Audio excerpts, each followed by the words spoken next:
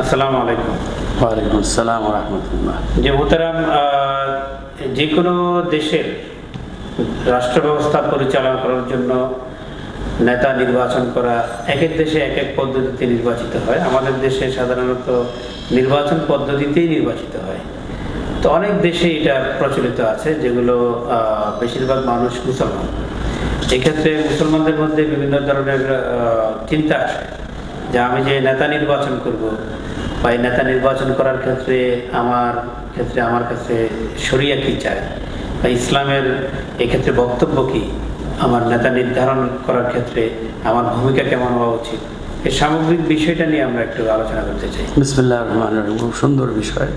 এটার জন্য অনেক বেশি সময় দরকার, কিন্তু আপনি তো হয়তো বেশি সময় দিতে পারবেন না, আপনার সীমাবদ্ধতা আছে। তো আসলে মানব জাতি তো একটা, সকলে মিলে তো একসঙ্গে তারা থাকলে তাকে তার প্রত্যেকে শাসন করতে পারবে না। এমন না যে আমরা 5,000 লোক একসাথে আছি, আমরা প্রত্যেককে খাওয়াবো, প্রত্যেকে শাসন করবো, প্রত্যেকের নিয়ম করবো, এটা হবে না। এটা একটা বিধিবদ্ধ অবস্থার অধীনে সংঘবদ্ধ জীবনযাপনের প্রণালীর ভিত্তিতে মানুষের জীবন পরিচালনা করা লাগে। তো এখন সেটা জীবন ব্যবস্থা, এখন সেই জীবন ব্যবস্থাটা পরিচালনার জন্য মানুষের কিছু লোককে দায়িত্ব দেওয়া লাগে। সে দায়িত্বটা মানুষ নিজেরা বসে ঠিক করবে। এটাকে বলা হয় প্রতিনিধিত্বশীল ব্যবস্থাপনা, যেটাকে আমাদের দেশেও বলা হয় গণপ্রতিনিধিত্বশীল আদেশ। আমাদের নির্বাচন ব্যবস্থায় বলে যে আরপিও। তো এটাকেই কোরআন বলতেছে খলিফা, প্রতিনিধিত্বশীল শাসন। মানুষ হচ্ছে আল্লাহর খলিফা, সব মানুষ মিলিতভাবে। আর মানুষদের মধ্য থেকে আল্লাহর স্রষ্টার ব্যবস্থাকে বাস্তবায়নের জন্য পৃথিবীতে তারা নিজেরা নিজেদের প্রতিনিধি নির্বাচন করে নেবে।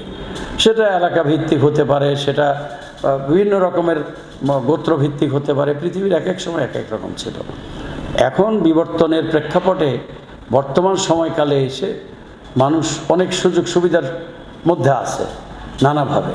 সুতরাং এখানে সর্বশেষ ভোট প্রদান করে, ভোট মানে তার সম্মতি, তার ইচ্ছার প্রকাশ, সেটা কাগজের মাধ্যমে সে সিল দিয়ে অথবা টিক চিহ্ন দিয়ে অথবা ক্রস চিহ্ন দিয়ে সে করে। আমরা যে সমিতি গঠন করি বিভিন্ন জায়গায়, সেখানেও কিন্তু 2-3 ধরনের হয়।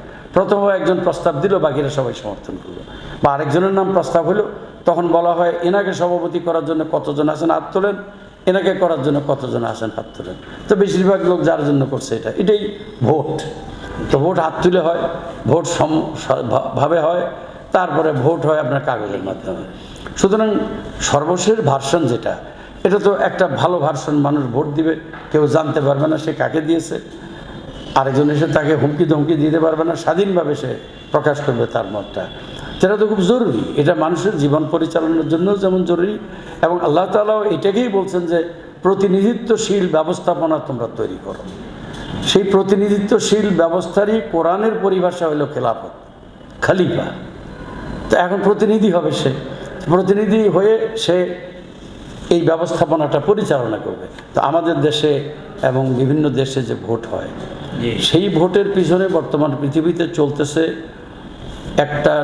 একটা ব্যবস্থার অধীনে সেটা ভোট। এটাকে ডেমোক্রেসি বলা হচ্ছে, গণতন্ত্র বলা হচ্ছে। সেখানে মূল বিষয়টাই হলো প্রতিনিধি নির্বাচন করে ও প্রতিনিধিরা জনগণের মনোভাব অনুযায়ী দেশ পরিচালনা করবে।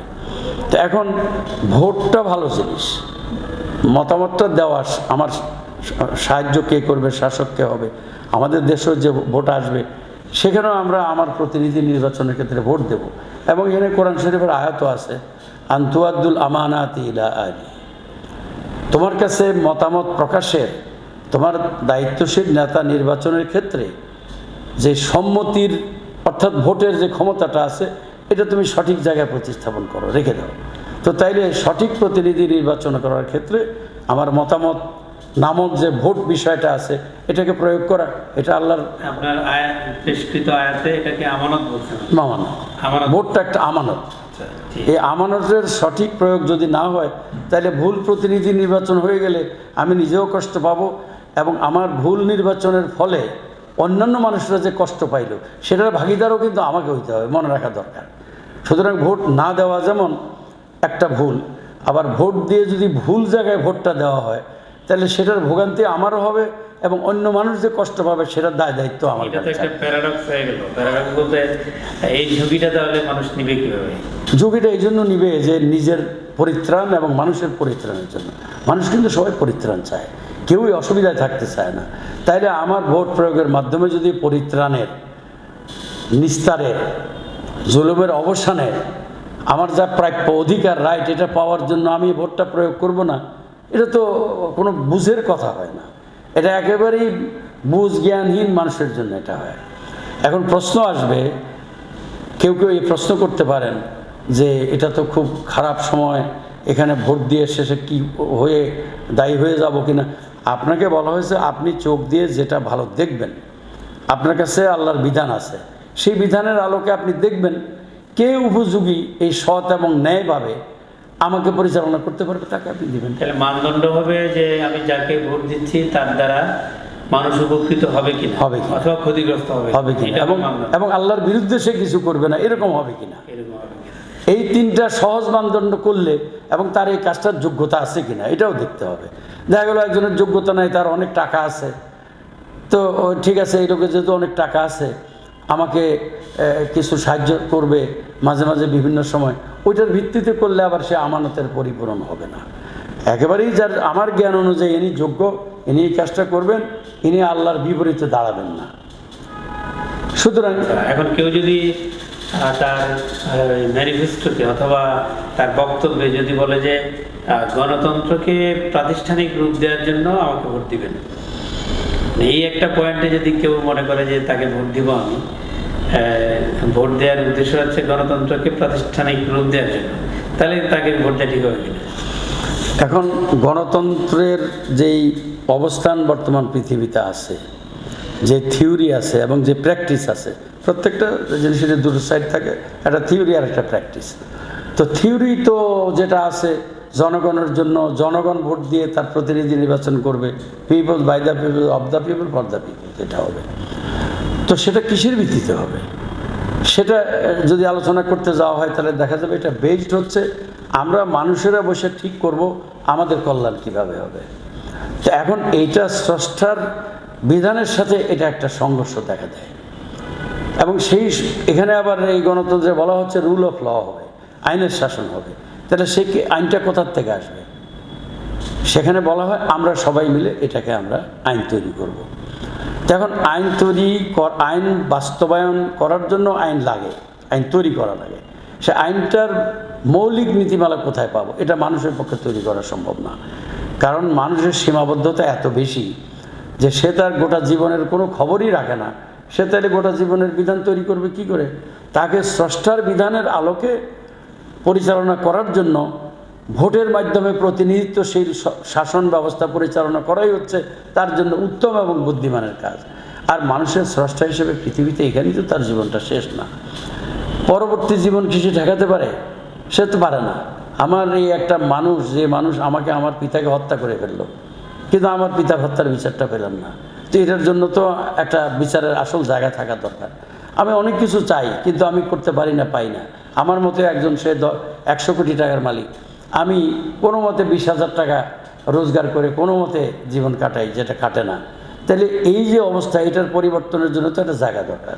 সেই জন্যই আল্লাহ ব্যবস্থা রাখছেন, যেখানে 100 বছর 50 বছর তোমাকে দিলাম, কেউ 20 বছর, কেউ 150 বছর, এরপরে তুমি আমার কাছে যখন আসবে তখন তো তুমি ওয়ালাকুম ফিহা মা তাশতাহি আনফুসুকুম, তোমার মন যা চাইবে সব কিছু তুমি পাবে। তো এরকম একটা তো জায়গারই দরকারই। আর এখানে যে সমস্ত বিচার হয় নাই, ইনসাফ হয় নাই, সেগুলোও তো সেখানে হওয়া লাগবে। তাহলে যে এখানকার জীবনের যে চাহিদা আমার, এটা তো পূরণ হলো না। এই জন্য মানুষের পরবর্তী জীবন হলো 1000 কোটি বছরের জীবন, আর এখানে হলো 100 বছরের জীবন। তো বোকা মানুষরা চিন্তা করবে আমি এখানে 20 বছর 30 বছরের আরামায়েশ খুঁজে নেই, টাকা রোজগার করি, ব্যাংক থেকে টাকা লুট করি, মানুষের কাছ থেকে ঘুষ খাই, এবং আমি সেটা দিয়ে বিদেশে যেয়ে বাড়ি বানাই, আমাকে জেলেও ধরতে পারবে না, কিছু না। এরপরে আবার পরিবেশ পরিস্থিতি চেঞ্জ হলে এসে আমি এবার শুরু করব। এই ধরনের মানে বোকার মতো 20 বছরের জীবনের আরামায়েশের চাইতে কি লক্ষ কোটি বছরের পরবর্তী জীবনের আরামায়েশের কথা চিন্তা করা কি বুদ্ধিমানের কাজ নয়? তো সেই বুদ্ধিমান মানুষকে তৈরি করার জন্য আমাদের যে ব্যবস্থাগুলো থাকার দরকার ছিল, আমাদের গণতান্ত্রিক ব্যবস্থার অধীনে আমরা 54 বছর এরপরে ওখানে 25 বছর, ব্রিটিশ আমলে 200 বছর। এই সময়গুলোতে তো আমাদের যেই ব্যবস্থার ভিত্তিতে মানুষের গোটা জীবনের শান্তির ব্যবস্থা করা হয়েছিল সেখানে আমরা ছিলাম না। বারবার আমরা পরিবর্তন করি। 1935 সালে ভারত শাসন আইন হয়েছে। ভারত শাসন আইন হওয়ার পর থেকে এই সাবকন্টিনেন্টে আপনার কমপক্ষে 20 থেকে 25টা বড় বড় নির্বাচন হয়েছে। প্রত্যেকটা নির্বাচনের মধ্যে মানুষকে আশা জাগানো হয় এবং মানুষ আশা করে এটাই শেষ নির্বাচন, এরপরে আমার যত জুলুম আছে, বৈষম্য আছে, অত্যাচার আছে সব শেষ হয়ে যাবে, মানবাধিকার হবে, কথা বলার স্বাধীনতা হবে। দেখা যায় কোনো এক প্যাচে পড়ে আবার সেটা থাকে না। সুতরাং এই গণতান্ত্রিক ব্যবস্থা সীমিত আকারে আমাকে এখন কিছু সুবিধা দিচ্ছে। এই সুবিধাটাকে কাজে লাগানোর জন্য আমার ভোটকে কাজে লাগানো দরকার। এই সুবিধাকে কাজে লাগিয়ে আমি যদি মানুষের সমস্যার মূলে ঢোকার জন্য মানুষের কাছে স্রষ্টার বিধানকে নিয়ে যেতে চাই, তাইলে এটাকে কাজে লাগিয়ে আমি সেখানে গিয়ে করব। আর যদি এটা কাজ না করে তাহলে 5ই আগস্টের মতো আরেকটি বিপ্লবের জন্য আমাকে কাজ করতে হবে এবং সেই বিপ্লব সম্ভব, সেটা প্রমাণিত হয়েছে। এখন এই গণতান্ত্রিক ব্যবস্থার আপাতত চাহিদা যদি মিটে গেল, এগিয়ে গেল, এটাকে ধরে এগোলেন, কিন্তু বাস্তব অবস্থা হলো এই যে এটা হবে কিনা সন্দেহ।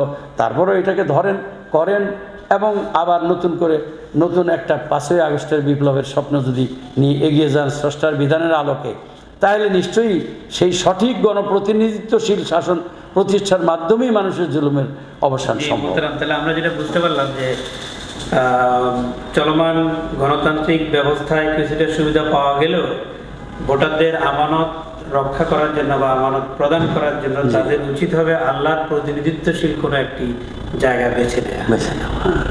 আজকের মতো আমরা এখানে শেষ করছি। ওটাই তার পার্মানেন্ট জায়গা।